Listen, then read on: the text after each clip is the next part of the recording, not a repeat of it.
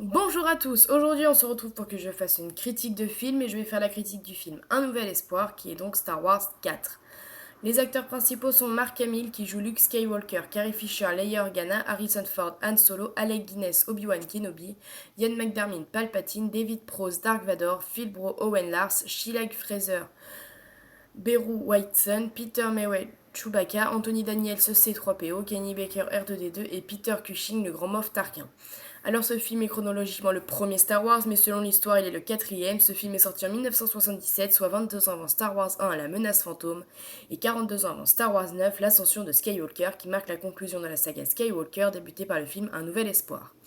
J'aime plutôt bien ce film, même s'il n'est pas mon préféré. Dans une première partie, je vais parler des points que je n'aime pas, dans une deuxième partie des points que j'adore, et dans une troisième partie du scénario. Passons aux points que je n'aime pas, qui sont des points de scénario, donc là je vais juste dire en gros ceux qui me dérangent et les expliquerai en détail dans la partie scénario. Premièrement, ce qui me dérange vient du fait que Obi-Wan ne se souvienne ni de R2D2 ni de C3PO.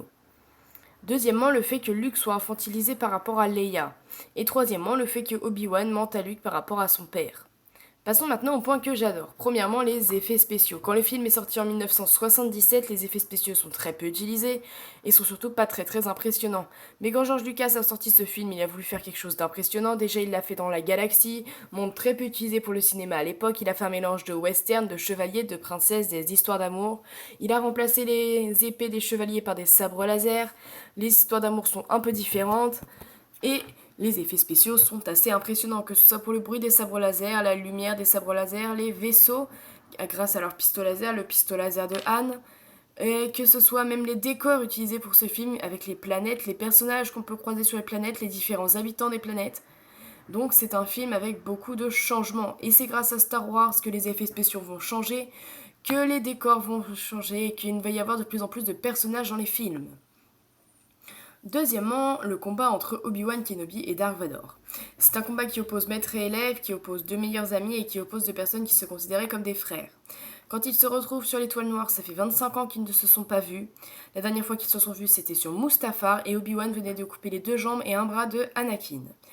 Donc certains diront que c'est un combat de personnes du troisième âge. Car c'est sûr que quand on compare ce combat-là au combat de l'épisode 1 ou de l'épisode 2 ou même celui de l'épisode 3 qui oppose les mêmes personnages, on voit que ce n'est pas du tout la même chose. Déjà, premièrement, car quand le film est sorti, ce n'était pas du tout la même vision. On ne faisait pas des sauts un peu partout, on ne faisait pas des figures comme ils faisaient, et puis même, ils ont voulu s'adapter à l'âge des personnages. Enfin, à l'âge. Pour Obi-Wan, c'est l'âge. Obi-Wan n'est plus tout jeune. Donc, il faut s'adapter aussi à l'âge. Et puis Vador, ce n'est pas l'âge, mais c'est son armure. Même si Obi-Wan avait pu sauter un peu partout, Vador n'aurait pas pu à cause de son armure. Mais sinon, le combat est assez impressionnant pour l'époque. Troisièmement, le combat pour la destruction de l'étoile de la mort. C'est un combat assez impressionnant car déjà on voit énormément de vaisseaux, donc les X-Wing, et puis le fait que ce soit Luke qui arrive à détruire l'étoile noire, bon ça c'était à vrai dire un peu obligatoire. Car c'est un peu le héros du film. Donc voilà. Mais je trouve que le fait que Anne, qui au départ, avant le combat, dit moi je ne suis pas fou, je ne reviendrai pas, décide au final de revenir pour ses amis, on retrouve là l'esprit de famille qu'avait voulu George Lucas dans son film. Et quatrièmement, c'est un point de scénario par rapport aux acteurs qui reprennent leur rôle. Donc voilà. Maintenant passons au point scénario. Le premier point du scénario est un point que je n'aime pas. Premièrement, le fait que Obi-Wan ne se souvienne pas de R2D2 ni de C3PO. Bon, encore que C3PO ne se souvienne pas d'Obi-Wan, bien sûr. C3PO a eu la mémoire effacée. Mais R2D2 s'en souvient. Et ça se voit. Mais Obi-Wan dit à Luke, je n'ai jamais possédé de droïde. Bien sûr, ce ne sont pas ces droïdes. R2D2 était plus le droïde d'Anakin et C3PO est une création d'Anakin. Donc c'est sûr, ce ne sont pas les droïdes d'Obi-Wan, mais enfin, ils ont toujours été avec lui, ils ont partagé plein de missions ensemble, et R2D2 se souvient de tout. Donc, j'en ai conclu que si Obi-Wan ne disait pas à Luke que c'était ses droïdes, c'est parce qu'il avait peur que R2D2 révèle tout. Car R2D2 se souvient de quand ils ont été chercher Anakin sur Tatooine avec Qui-Gon, il se souvient du mariage de Padmé et de Anakin, il se souvient de la trahison d'Anakin, il se souvient de la naissance de Luke et Leia. Il sait donc que Luke et Leia sont frères et sœurs. Il sait que Vador est leur père. Et il sait que leur mère est morte. Donc je me suis dit que c'était un peu pour ça. Deuxièmement, le fait que Luke soit infantilisé par rapport à Leia. C'est sûr, quand on voit que Leia, au début du film, est déjà une grande dirigeante rebelle, on trouve ça très impressionnant et du coup on se demande ce qu'il advient de son frère. Son frère, quand on le retrouve, il est sur Tatooine, il est en train de jouer avec des vaisseaux miniatures. Enfin, il joue avec des jeux, des jouets. Bon, bien sûr, ils n'ont pas eu la même éducation, leurs parents ne sont pas du tout pareils, que la famille Organa est plutôt une famille riche. Il ne faut pas oublier que ce sont des anciens sénateurs de l'ancienne République, donc ils sont plutôt importants sur Alderaan. Alors que Luke, lui, vit dans la famille Skywalker, enfin, la famille Lars d'ailleurs, parce qu'il vit chez Owen Lars, qui est le demi-frère de Anakin. Donc il vit chez son oncle et sa tante en fait. Mais je trouve que oui, c'est dommage parce que lui qui est quand même censé être le héros et il est infantilisé par rapport à Leia.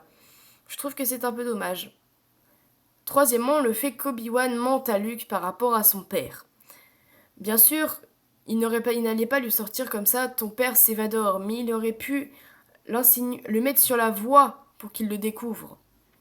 Non, non, quand Luke lui demande ce qu'il est arrivé à son père, il lui dit ton père a été tué par Vador. C'était un bon ami, c'était un bon tacticien et un très bon pilote. Mais ce n'est pas tout à fait vrai, parce qu'il faut se souvenir qu'Anakin Skywalker est devenu Dark Vador. Il n'a pas été tué par Dark Vador. Mais quand Luke apprend que Vador est son père, il demande à Obi-Wan pourquoi il a dit ça. Et Obi-Wan lui dit pour moi, Anakin est mort sur Mustafar. Enfin, ce n'est pas tout à fait cette phrase-là, mais ça veut dire ce qu'il raconte. Pour lui, Anakin est mort au moment où ils ont commencé à se combattre sur Mustafar. Donc pour Obi-Wan, Anakin n'est plus là, le père de Luke est mort. Mais Luke va réussir à prouver que son père est toujours en vie et même le sauver du côté obscur. Et quatrièmement, c'est un point que j'aime bien du scénario, le fait que certains acteurs reprennent leur rôle. Dans ce film, certains acteurs reprendront leur rôle pour les films qui vont suivre, donc le 5 et le 6, et pour la toute dernière trilogie faite par Disney, le 7, le 8 et le 9. Mark Hamill qui rejouera Luke Skywalker dans les épisodes 5, 6, 7, 8 et 9.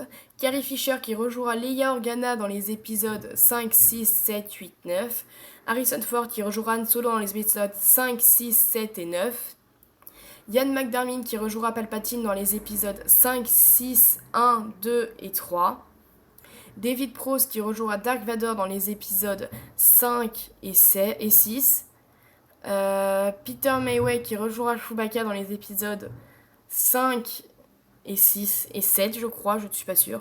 Anthony Daniels qui rejouera C3PO dans les épisodes 5, 6, 1, 2, 3, 7, 8, 9, Solo et Rogue One. Kenny Baker qui rejouera R2D2 dans les épisodes 5, 6, 1, 2 et 3. Donc je trouve que c'est plutôt pas mal car on retrouve l'esprit de famille que George Lucas a voulu mettre dans son film et qu'on peut retrouver à travers Han, Luke et Leia. Car même si Luke et Leia sont frères et sœurs, à ce moment-là ils ne le savent pas. Et Han, quant à lui, devient le meilleur ami de Luke. Donc je trouve que c'est une belle représentation de la famille. Donc voilà, c'est fini pour aujourd'hui. La prochaine fois, on se retrouve pour que je fasse la critique du film L'Empire contre-attaque, qui est Star Wars 5.